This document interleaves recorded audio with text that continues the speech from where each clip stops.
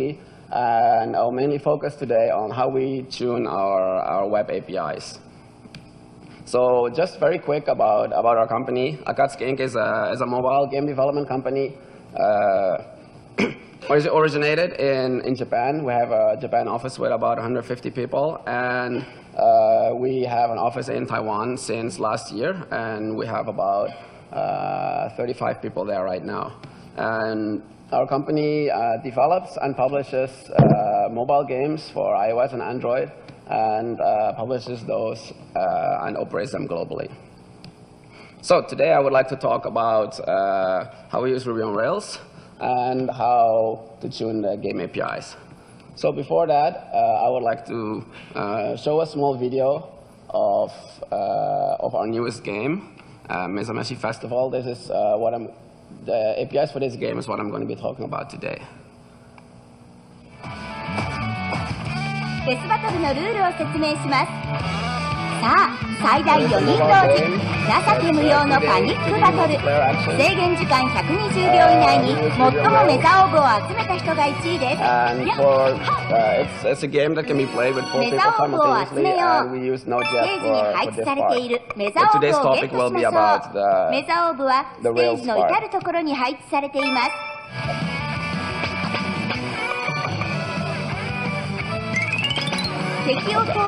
So you get an idea. So today's not to explain about the game, but you have an idea about what I'll be talking about. So this is a mobile game. We use Cocos 2DX as our multi-platform system for the client, and we use Ruby on Rails for our servers, our HTTP servers. And for the multiplayer, we use Node.js, but today I'll be talking about the Rails part. So our games have a lot of users, so we have to deal with very high traffic. And since the gameplay is getting more and more complex, we have to deal with quite complex APIs. So about how complex? Yeah, something like this. So yeah, so today I'll be start talking about just one function, one API. Our API is called it's a quest start API. This API is called before you start a new quest. So there will be one connection to the server before you start, and when you come back, after you finish, there will be another API. So but today I'll be talking about this API and how we tuned it. So how did APIs become so complex? So for quest, first the designers will say, okay, players just need to enter a quest and go inside a stage. So we got just 2 models, no problems. So there will be more requirements. There need to be sublevels inside a quest when all enemies are defeated and the quest is cleared. So we're adding 3 more models. Game designers are getting more creative. So all enemies now have their own AI, and these need to be sent from the server as well. And items will drop items when they defeat. Yeah, getting a little bit more difficult here. Still okay. But game designers, they forgot to tell us that the items dropped need to be different per level inside the quest. So users can play longer, and they also want to use groups to specify them. Okay. So, and then they want also more special rewards when the quest is cleared. They also need to be grouped. And yeah, there will also be quests that are like only available for a limited time, and the quest needs to be scored as well. Yeah, so this all need to be calculated in just one API call. So yeah, so why do we develop these kind of APIs? So why not just have like multiple APIs? No. Well, first, yeah, most of this stuff could also be just put on the client and calculated there. But to change the client, as you know, like for Apple, for iOS, you need to wait about 1 week. And we actually update our servers daily, so we would like to do most of our stuff on the server. And also, before you like enter a new quest, like there is actually a lot of secret information that if you put on the client, they could hack your app and find out all the stuff they can get. So to prevent cheating there, like basically everything is calculated on the server. And basically, when you start a new quest, basically it's already decided about what every monster is going to drop. And well, you could also make like more APIs, right? Like so, while you're playing, have a lot of communication with the server. That's possible as well, but then you will not be able to allow the people to play like on trains and tunnels and maybe basements, other places where there is limited connectivity. So yeah, so it became something like this. So when we started testing the game, yeah, as expected, like for this complex API, we started receiving reports from testers that this part was actually really slow. So we need to start to measure our APIs. So there are a lot of different tools you can use to measure performance. You can just use the Rails log, SQL slow query, the reg mini profiler, peak, and the tool we use, New Relic. So today I will be talking about how we used JMeter and New Relic to measure our APIs. Actually, most of the things I'll be talking about today don't only apply to games, so they can also be applied to any other web service as well. But we had like an extreme case of an API, so which might not happen too often in other web services. So yeah, JMeter, New Relic. So yeah, Apache JMeter is a tool being used already like by many people for quite a long time already. It has many features. It's a great tool, but it's kind of complex. Like the GUI is really complex, and like the bloat XML format is basically unmaintainable if you want to make small changes yourself. So what do we do? We use ruby-jmeter. So with ruby-jmeter, you can actually, instead of having that GUI or XML file, you can just write a very simple Ruby config file, which when you execute this, you will actually get like an XML file or a JMX file for about like 1,000 lines or something like that. But this is really maintainable, and it will make it very easy if your specs change to change this as well. So yeah, so just run the script and then feed the JMX files directly into the Apache JMeter. So this will start the stress test for our game. So after that, we use a great, awesome tool called New Relic. With New Relic, you can basically see the performance and the current status of all of your servers, of your APIs, of your queries to the database. Yeah, so in this case, we looked at the slowest average response time for API, and we found out that our quest start was very slow.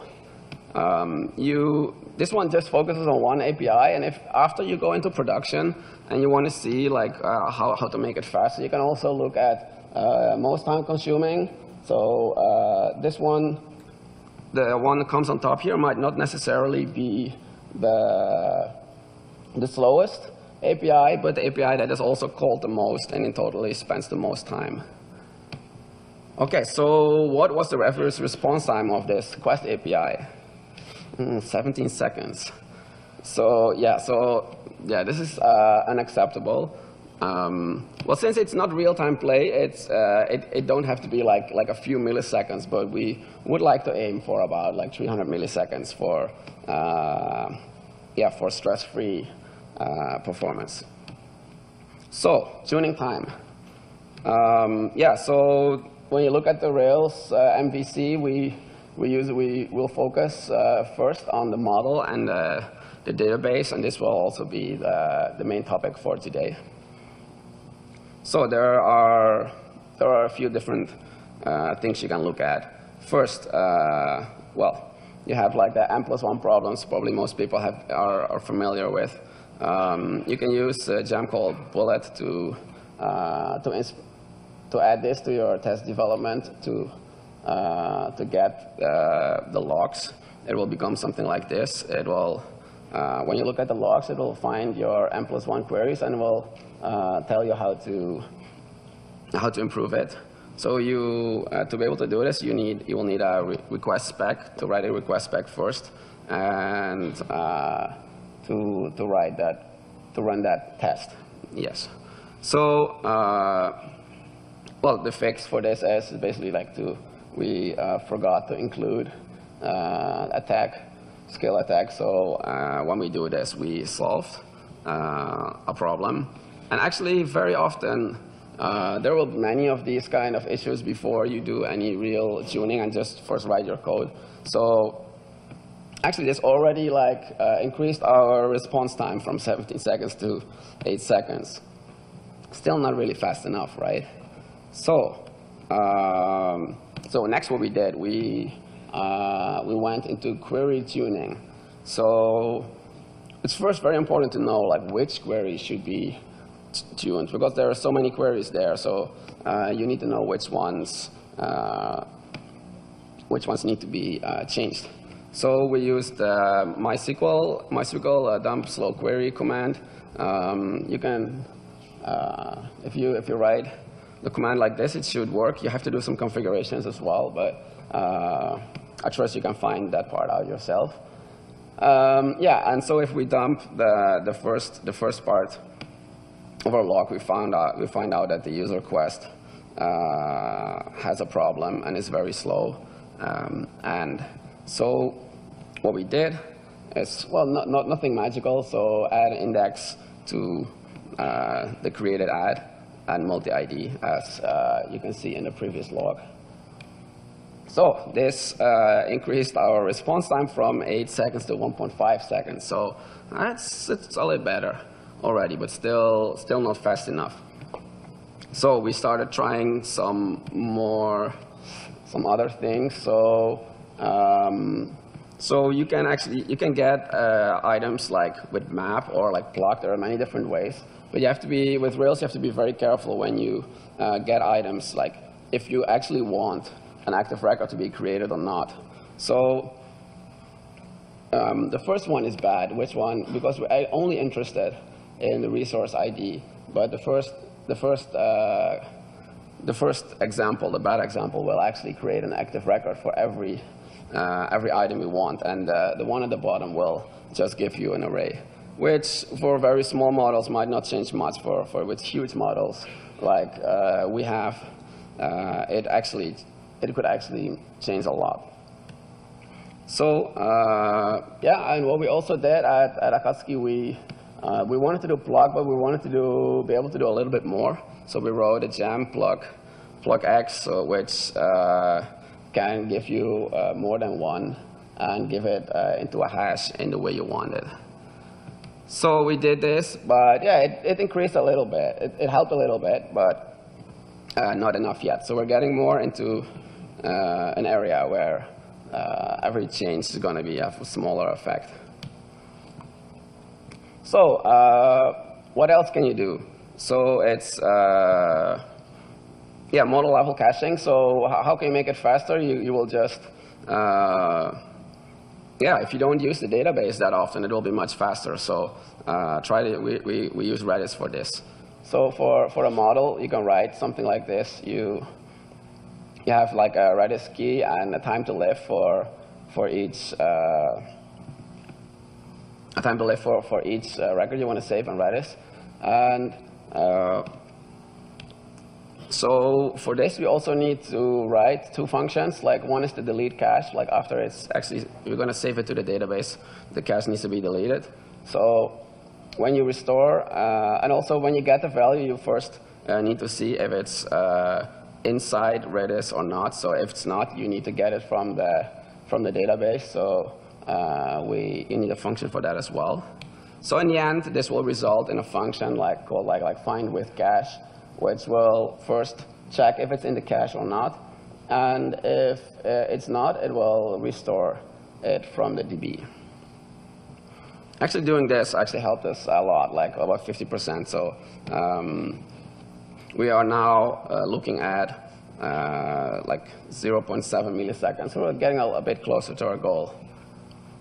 So, and we did a lot of other performance tuning. So we ended up in the end at 570 milliseconds for our API. So now it's doable now, but it's still not fast enough. So we are currently looking into how to making it faster. We have some ideas of where to look. We think right now that we use JSON for all our APIs, and we think that the JBuilder is taking too much time to create the JSON views. So this is something that we're looking into right now. So to be able to tune well, the code quality needs to be kept high. To keep the code quality high, we should assure the results with tests, like writing the request specs. This don't necessarily need to be TDD, but like the longer you wait for writing your test after you write your code, it's going to be more difficult to get good tests there. And what else we do is we have a badge on all our GitHub repositories. If the builds are passing, we use code climate to see that as well. And for the test coverage is both here. So this will make everyone looking at our GitHub think always about the code quality. And else, outside of this, we're using Hound CI. So this will, Hound will actually code review for you automatically, depending on how you set the rules. So even some more Ruby-related things, like instead of writing is, end with a question mark, so Hound will give all these things to you automatically. Imagine being told these kind of small things by another guy, like a colleague or someone on the internet. Then you think you might be just nitpicking, but when Hound tells you, you think, it's okay, it's the machine telling me, so no damage done. And as last, for pull request, when someone reviews your code, just writing thanks actually has not much emotion to it, so we actually recommend using emoticons to show your appreciation to the person reviewing your code, because reviewing code is not everyone's favorite job either.